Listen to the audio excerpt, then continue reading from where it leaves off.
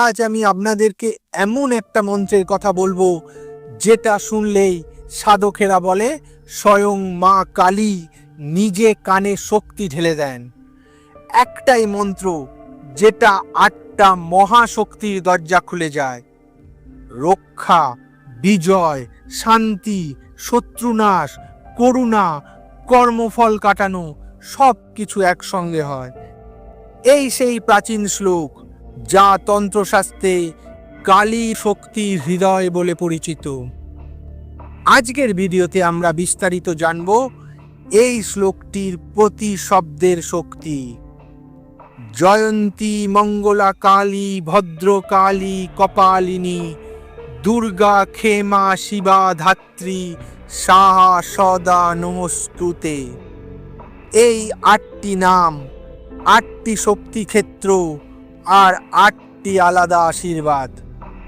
আপনার শান্তির দরকার, শক্তির দরকার, রক্ষার দরকার, এই মন্ত্রের মধ্যেই আছে সব কিছু। তাই সবাইকে অনুরোধ, ভিডিওটা শেষ পর্যন্ত দেখবেন আর ভিডিওটা ভালো লাগলে একটা লাইক করে দেবেন এবং বন্ধুদের সঙ্গে শেয়ার করে দেবেন। চলুন শুরু করি আজকের কাহিনী। শ্লোকটি পরিষ্কারভাবে আর একবার উচ্চারণ করি। জয়ন্তী মঙ্গলা কালী ভদ্রকালী কপালিনী দুর্গা ক্ষেমা শিবা ধাত্রী সাহা সদা নমস্তুতে। এখানে প্রতিটি নাম এক একটি জীবনী শক্তি। এই শ্লোকটি পাওয়া যায় দেবী মাহাত্ম্য, কালীকুল তন্ত্র এবং শাক্ত আগমে। তান্ত্রিকরা বলেন এই মন্ত্র শুধু উপাসনা নয়, এটি একটি শক্তি চক্র যেখানে 8টি শক্তি একসঙ্গে সক্রিয় হয় সাধকের শরীরে, মনে এবং ভাগ্যে। এই মন্ত্র জপ করার মূল উদ্দেশ্য শক্তি জাগরণ, বিপদমোচন এবং মানসিক স্থিরতা। প্রায় 1000 বছর ধরে এই মন্ত্রকে তান্ত্রিকরা সর্বগুণ সমৃদ্ধি শক্তি মন্ত্র বলেন। প্রথম নাম জয়ন্তী, যিনি বিজয়ের দেবী, যার অর্থ বিজয় দানকারী শক্তি। সাধকের জীবনের ভয়, ব্যর্থতা, বাধা যা কিছু জয় করতে হয়, জয়ন্তী সেই শক্তি জাগ্রত করেন। জয়ন্তী বোঝায় শরীরের নয়, মনের জয়। ভয় কাটানো মানেই অর্ধেক যুদ্ধে জিতে ফেলা। পুরাণে বলা হয় এক রাজা যুদ্ধে যাওয়ার আগের রাতে জয়ন্তীর ধ্যান করেছিলেন। যুদ্ধের পর দেখা যায় পুরো সেনাদল শক্তিহীন হয়ে পড়লেও রাজা অটল, কারণ মা জয়ন্তী তাকে ভয়হীন মন দিয়েছিলেন। জীবনে যার মন দুর্বল তার হাত থেকে ভাগ্য পিছলে যায়, আর যে নিঃসঙ্গ তার পায়ের নিচে পথ নিজে খুলে যায়। দ্বিতীয় রূপ মঙ্গলা কালী। এর অর্থ শুভ ফল ও আশীর্বাদ দানকারী মা। মঙ্গলা কালী জীবনে ভালোর দরজা খুলে দেন। পারিবারিক শান্তি, মানসিক স্বস্তি, শরীর মন সুস্থ রাখা সবই মা মঙ্গলা কালীর আশীর্বাদ। অনেক শাস্ত্রে বলা আছে বাড়িতে নতুন শিশু জন্মালে মঙ্গলা কালীর ধূপ দ্বীপ জ্বালানো হয় শিশুর জীবনে শুভ শক্তি আনার জন্য।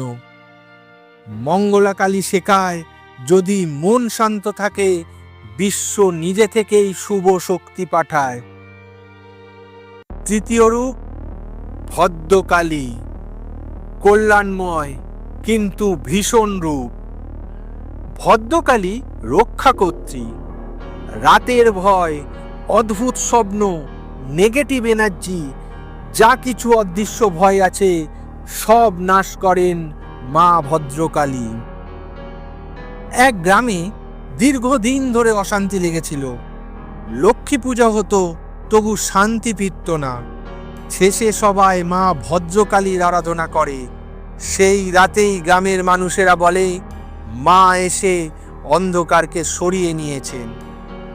এই রূপটি আপনাদেরকে শেখায় শক্তিশালী হও, ভয় পিছিয়ে যাবে। চতুর্থ রূপ কপালিনী। কপাল মানে পথ, ভাগ্য, নিয়তি।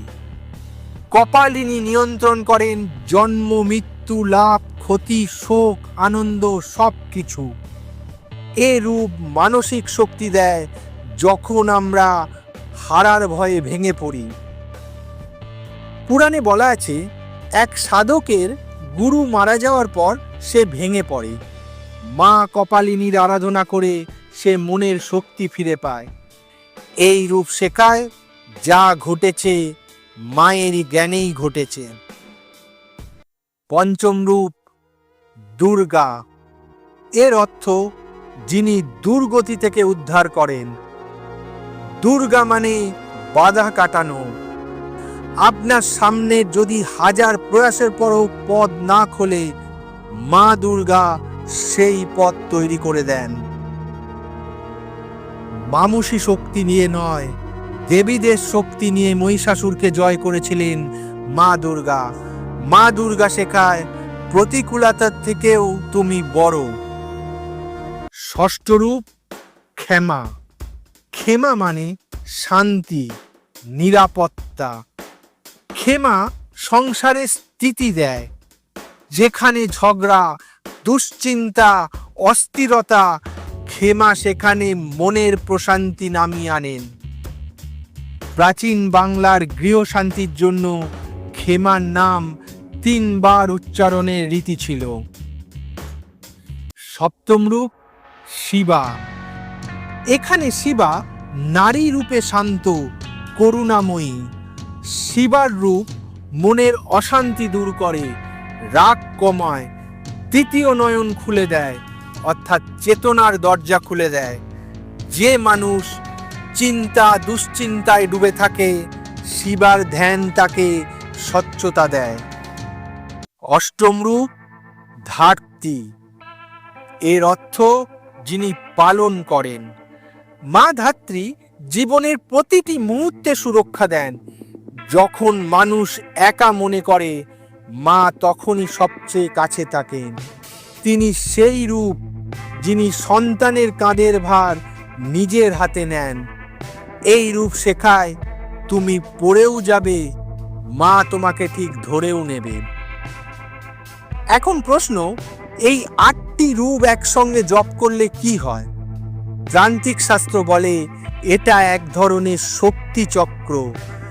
বিজয়, শান্তি, রক্ষা, কর্মফল নিয়ন্ত্রণ, পথ নির্দেশ, করুণা, মানসিক শক্তি সব এক হয়ে যায় এবং এটাই এই মন্ত্রের মহিমা। এখন আমি আপনাদেরকে বলবো এই শ্লোক জপ করার সঠিক নিয়ম। সন্ধ্যাবেলা বা ভোরবেলায় লাল বা নীল যে কোনো প্রদীপ জ্বালিয়ে 108 বার জপ করুন এই মন্ত্র।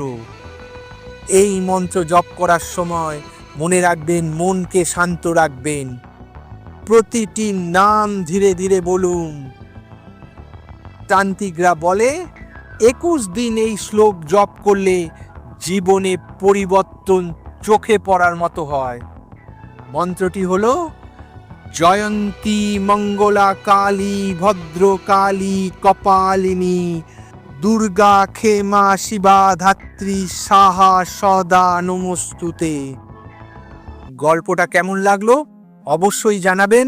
আর গল্পটা যদি ভালো লাগে একটা লাইক করে দেবেন, বন্ধুদের সঙ্গে শেয়ার করে দেবেন এবং মিথিক বাংলা চ্যানেলকে সাবস্ক্রাইব করে দেবেন। মিথিক বাংলা, যেখানে পুরাণ জীবন্ত হয়। ধন্যবাদ, ভালো থাকবেন।